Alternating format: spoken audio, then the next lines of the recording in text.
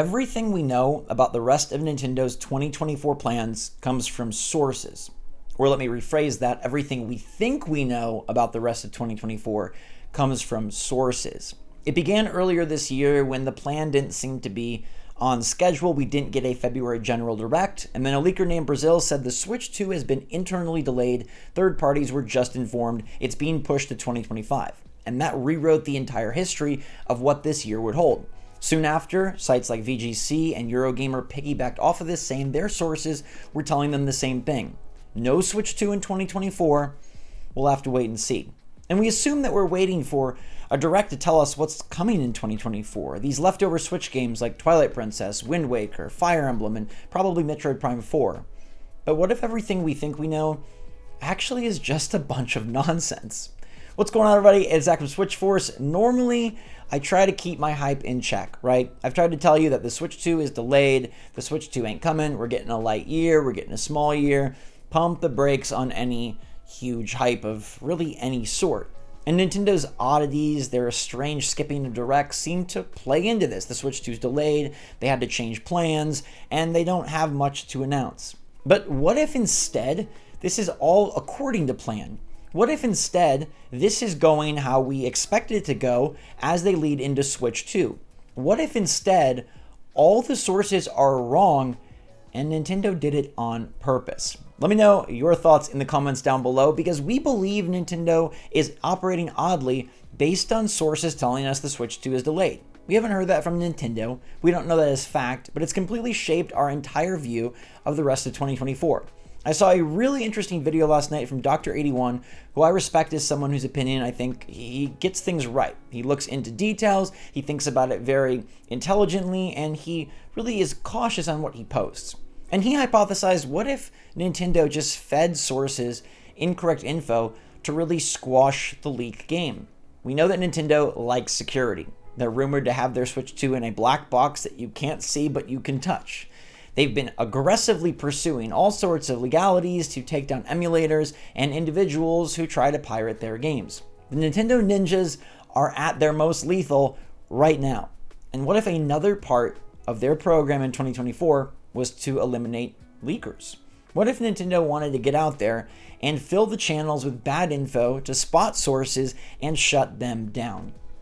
I'm not saying that these sources are all incorrect, but let's just hypothesize for a second like they're hypothesizing. Our entire view of the Switch in 2024 is based off of what we hear, not what is confirmed. And I know that's why a lot of you say like, hey, don't even talk about it until Nintendo confirms it. But this is all part of being a Nintendo fan. It's always been a part. The leaking game for Nintendo has been huge compared to PlayStation or Xbox because the fans are so hungry for new info and because Nintendo is so tight-lipped. It feels like they are more closed off than ever before, but perhaps that's because they're actually planning to launch the Switch 2. If we look at what they've done this far this year, does it make much more sense that they've been odd and off schedule and don't have anything announced for the second half because they had to audible and they don't know what they're doing? Or do they have an empty second half because they've got a new console in the second half? I'm not saying it's going to happen, but just consider it. What if Nintendo is waiting and skipping the February Direct? There was never an April Direct. That was apparently bad info. So what if this Switch 2 delay is bad info as well, and Nintendo hasn't announced anything past Luigi's Mansion 2 HD? Because what's coming next is the Switch 2. What if later in 2024, we are going to get a new system, we are going to get a new 3D Mario, and we are going to get Metroid Prime 4 on both? What if Nintendo's big summer direct isn't to reveal new Switch 1 titles, but rather to announce the new system itself and debut a marketing plan that could steamroll us straight to the holiday season? Dr. 81 hypothesizes that maybe Nintendo is going to launch this thing in September. And he says that, hey, it could happen because we don't have anything on the calendar and we're just taking all of these sources at their word.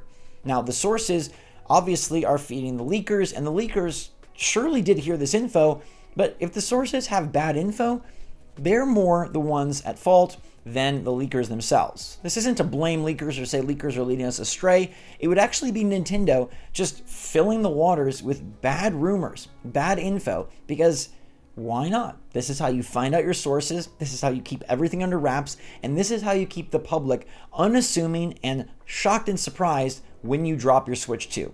If that's the path that Nintendo takes, I gotta give my round of applause to them. A golf clap, a hats off.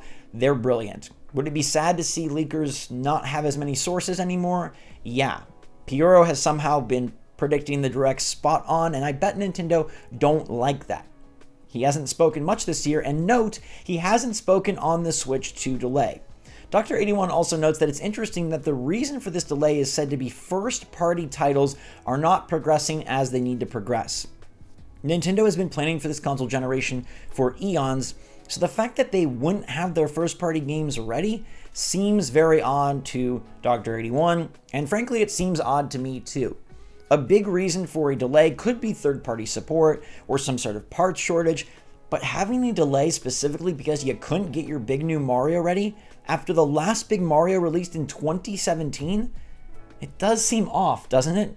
Metroid Prime 4, yes, restarted development, so that sets a precedent for games needing to be scrapped and started over fresh, but is Nintendo really doing that time and time again?